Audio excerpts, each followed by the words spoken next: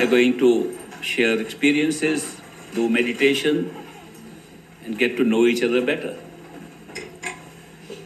First of all, I would like to know how many of you believe that you have been here in a past life and have met a master?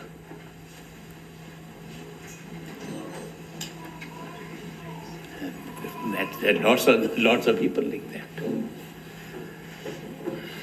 How many of you believe that you have in a past life met the great master? I am in very good company. Thank you. Thank you.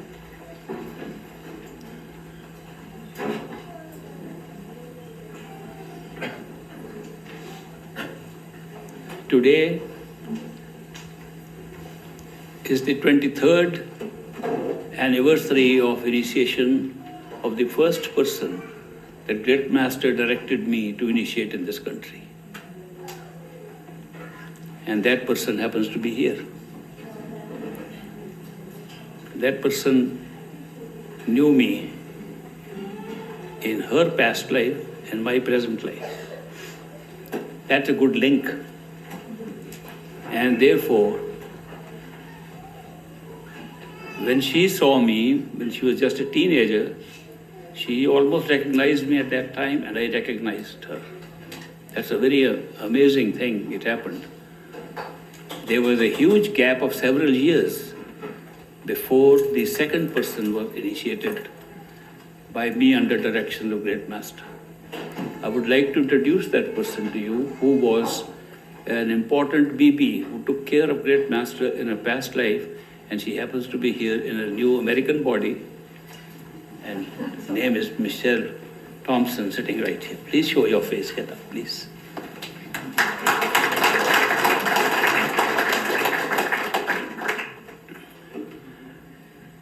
Her story is very simple. I had doubt if she could be still the same person,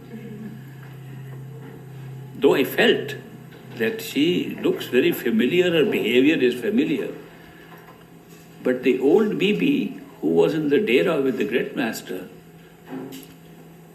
she loved me a lot, I knew that. And she used to work in the kitchen also there, and she had amazing experiences, spiritual experiences. I will share with you sometime. But towards the last part of her life, she came and stayed with me and then died there.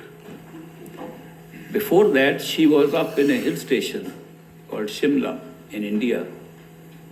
And there she invited two of my sisters, my younger sisters, to come and spend a few days with her. My two sisters, Rama and Chandar, that's their name, they went up to Shimla to spend a few days with the Bibi. She was very old at that time. And she offered them tea and some cookies, those kind of cookies which you have, those long ones with cream in between. I don't know what they called, cream wafers, or what do you call them? Wafer cookies. And when she took them out from a box and put on a plate, that old lady began to arrange them in a very strange order, like a cyclical order, to make like the sun and rays of the sun. These two girls, my sisters, were surprised. Why is she doing this? We are just going to eat them up anyway. Why is she decorating them on the plate? But anyway, they thought it was very odd why she did that. And they came back. They didn't tell anybody of this experience. So many years later, I meet this girl in this country. She's keen to go to India, talks of Indian food which she likes. And I said I might take her, maybe my mother can recognize her, who was also a good friend of that old lady. When we went there, my sisters offered her tea and opened up a box of cookies. And this girl began to arrange them on the plate exactly in the same way. They did not need any more proof, because it's so extraordinary, they had not told anybody about it. And why would this girl, young girl coming from America, go and do the same thing which that old lady had done? That little thing was good enough for them. I was also struck by that experience, but still had little skepticism. One can never be sure, our mind is like that. But then she met my mother. And my mother held her hand and said, it's the same hand. And she remembered her from that. They had a conversation of the good old days when they used to meditate together. So it was a very strange experience for me that how could a lady who worked with great master, made great spiritual progress, which I knew about, should come to America and be born here as a young girl in a household in which they were all non-vegetarians. And she was the only vegetarian child right from the beginning. They tried to feed her meat, she wouldn't take it. So she was a little different from others. And why did that happen? So this really created a little bit of questioning in my mind. How did Great Master decide to put her here?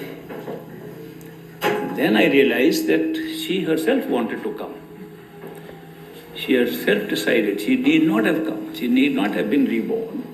She decided to come because she thought that this Great Master had made a statement that the axis of spirituality will shift to America.